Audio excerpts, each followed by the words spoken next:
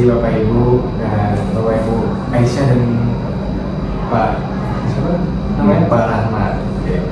Nah, terima kasih Bapak Ibu sudah hadir ya. Kita ini agendanya akan mediasi. Kita mulai mediasi dengan kepala dingin Pak. Jadi jangan ada nada tinggi, jangan ada rasa benci gitu loh ya. Nah kita mulai di sini nggak ada yang saling menyalahkan dan saya juga hanya membantu untuk Bapak Ibu mencari jalan yang terbaik ya. Nah, oke. Dan semua yang apa yang dibicarakan di dalam ruang mediasi ini angka baiknya tidak ada yang keluar dari rumah ini ya. Jadi berarti di sini aja. Oke. Sebelum mulai Bapak dan Ibu bersedia untuk dimediasi Pak? Bersedia. Oke, kita mulai dari Ibu Aisyah dulu ya. Jadi gimana Bu? Apa keluhannya? Jadi gini Pak, jadi saya merasa itu pernikahan ini udah nggak sehat lagi. Karena hampir 3 tahun saya itu merasa menjalani semuanya itu sendirian. Suami itu sering pulang tengah malam tanpa ada kabar. Terus juga kalau misalnya ditanya, dia itu langsung marah gitu Pak, nggak bilang, padahal saya nanyanya biasa aja gitu. Terus saya juga sering bilang cerewet. Terus anak-anaknya juga pada nanya ayahnya itu mana. Terus saya harus menjelaskan sendiri dong. Jadi saya ngerasa kayak sendirian aja di hubungan ini Pak.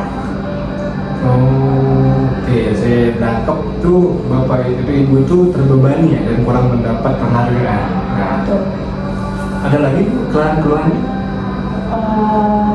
Terus juga kalau misalnya ini dia itu suka ini Pak marah-marah dan banting pintu itu. Jadi saya kayak terasa ya hati saya lembut gitu ya Pak ya. Jadi ya gitu lah Pak. Oke, udah Ibu ya. Udah ya Pak.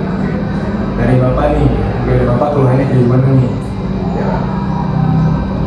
Pertama, saya minta maaf Pak apabila selama ini perbuatan saya membuat istri takut. Tapi saya juga ingin sampaikan bahwa apa yang diceritakan oleh istri itu tidak sepenuhnya benar Pak. Saya bekerja di bidang konstruksi yang mana itu waktunya tidak menentu Pak. Kadang ada lemburan, kadang ada masalah lapangan harus diselesaikan di hari itu juga.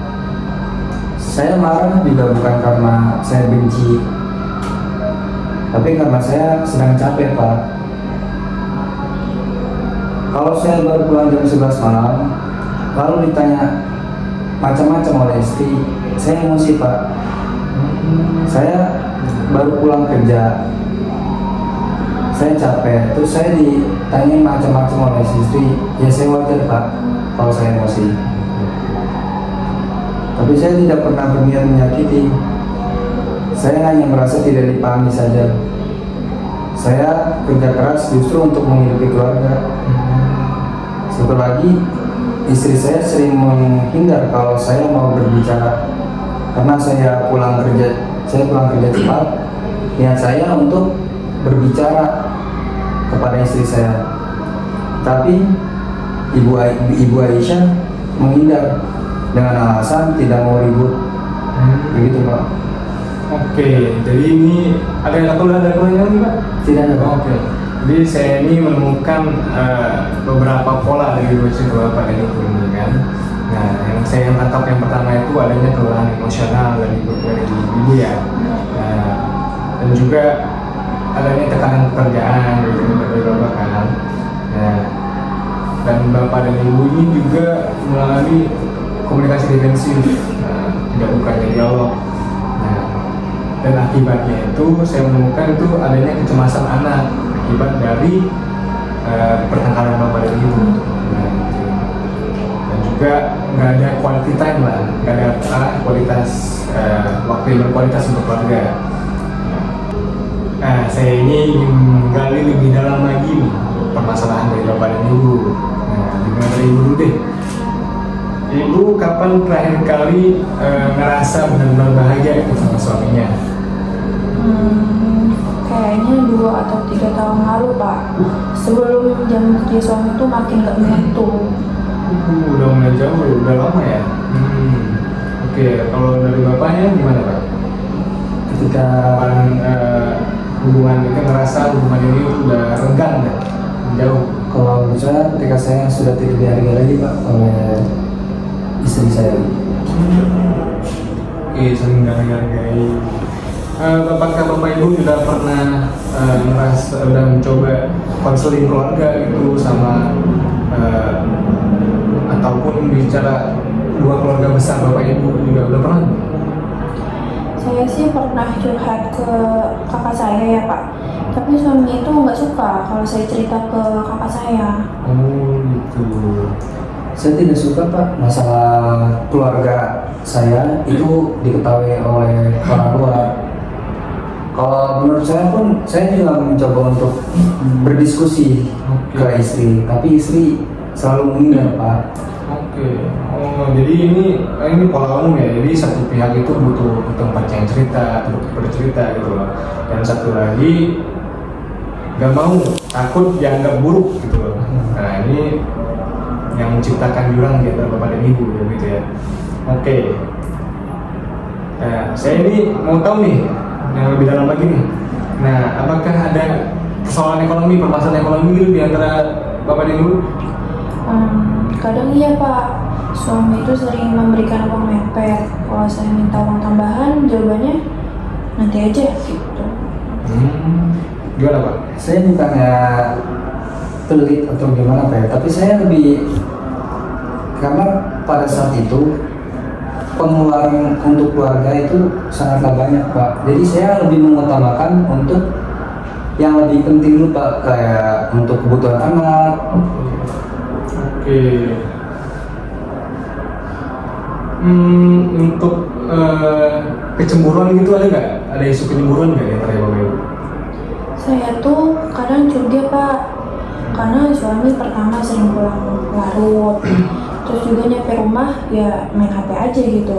Tapi ya saya nggak punya bukti lebih sih Pak, cuma itu. Itu salah Pak yang diomongin oleh istri saya. Yang saya sudah jelaskan di awal Pak, saya itu kerja di konstruksi yang mana itu saya benar-benar sibuk Pak. Andai saya sibuk dengan HP saya itu, saya pasti sedang mantau grup kerja saya Pak, nggak ada cerita sama yang lain Pak. Oh gitu, oke. Jadi itu beneran pure buat kerja doang ya? Betul Pak. Oke. Saya ini bisa menawarkan beberapa kesepakatan deh buat bapak dan ibu gitu. Nah ini saya menawarkan beberapa alternatif. Nah, nggak perlu langsung diputuskan. Biar bisa dipikirkan dulu kan gitu. Oke. Saya ini menawarkan itu adanya rekonsiliasi 3-4 bulan dengan monitoring yang terjadwal. Kemudian yang kedua itu ada penyusunan jadwal keluarga minimal itu 2-3 kali seminggu. Nah, dan bapak juga harus membatasi jam kerjanya yang harus disepakati bersama selama itu. Dan juga yang keempat itu harus menjalani konseling lah bersama KUA ataupun yang psikolog keluarga gitu. Nah untuk yang kelima ini komitmen untuk tidak banding pintu bapak ya, untuk tidak banding pintu, untuk tidak berkata yang kasar, tidak berkata yang keras gitu. Oke. Dan yang keenam adanya transparansi Pak, transparansi keuangan ringan seperti yang tadi kalau kebutuhan itu berapa keluarnya gitu ya. Oke. Biar tidak sering curiga aja gitu ya. Oke.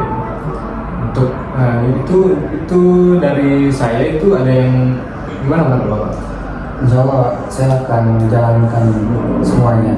Untuk ibu gimana? Saya mau coba tapi harus ada perubahan yang nyata. Oke. Jadi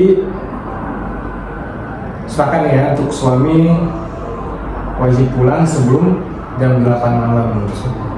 Terus kecuali ada pekerjaan yang darurat. Oke. Nah, suami itu bebas lembur selama maksimal itu 2 kali seminggu. 2 kali Pak ya? Ya. Oke. Dan harus ada yang pemberitahuan yang jelas sama ibunya. Harus konfirmasi dulu dah. Iya, Pak. Oke. Nah, suami dan istri itu melakukan komunikasi harian minimal 20 menit tanpa gadget ya. Iya, Pak. Jadi komunikasi itu cerita apa aja yang ceritain pokoknya. Bonding, kita bonding gitu. Iya. Tanpa gadget biar gak ada gangguan lah gitu ya. Oke. Dan juga Bapak untuk bisa menghindari tindakan verbal yang keras ataupun juga tindakan yang keras seperti membanting pintu gitu loh. Dan juga Ibu juga bersedia untuk berdialog tanpa menghindar Bu ya. Nah, untuk dan tidak menyudutkan Bapak, kan itu sudah sepakat ya untuk berdiskusi, berkomunikasi. Oke. Dan juga harus ada evaluasi mingguan di rumah dan evaluasi bulanan di kantor bersama mediator gitu. Apabila saya diperlukan. Baik, dalam sebulan ini kalau nggak ada perubahan yang signifikan, nah proses perceraian dapat bisa Ibu lanjutkan. Oke. Oke. Baik ya, terima kasih Bapak Ibu atas kerjasamanya. Nah, kesepakatan ini juga adalah upaya kita bersama untuk menjaga dan memperbaiki rumah tangganya Bapak Ibu kan. Nah, saya harap juga Bapak dan Ibu juga bisa menjalankannya dengan sungguh-sungguh dan demi masa depan keluarga. Oke?